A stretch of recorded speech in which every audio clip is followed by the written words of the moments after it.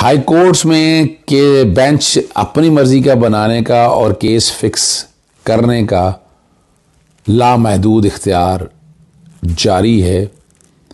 हमें supreme court की फ़िक्र लगी है, लेकिन हाई कोर्ट में ये इख्तियार जिस तरीके से इस्तेमाल करता है, बहुत से सवाल उठ गए हैं।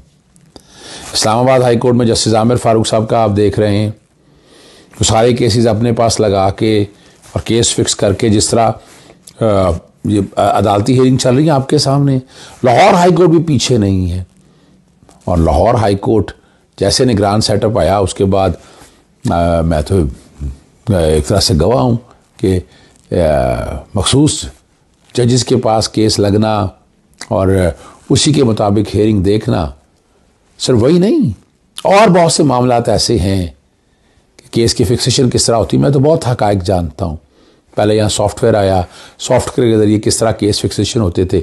अब भी जो है पाकिस्तान तहरीक इंसाफ के हवाले से केसेस जो हैं वो मखसूस बेंचेस में लगते हैं, और जब कोई जज इंसाफ देने लगता है तो जजेस की ट्रांसफ़र और पोस्टिंग, वो सारा कुछ आप देख चुके हैं, वो रिकॉर्ड के ऊपर है। बाकी इंसाफ इस तरह देना तो नहीं चाहिए।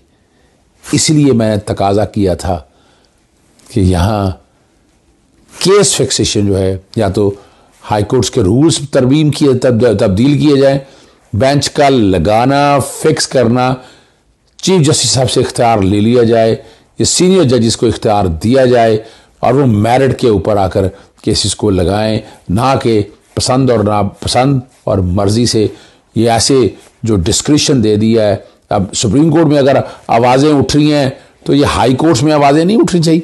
हाई कोर्ट में सबसे पहले इसका इतलाक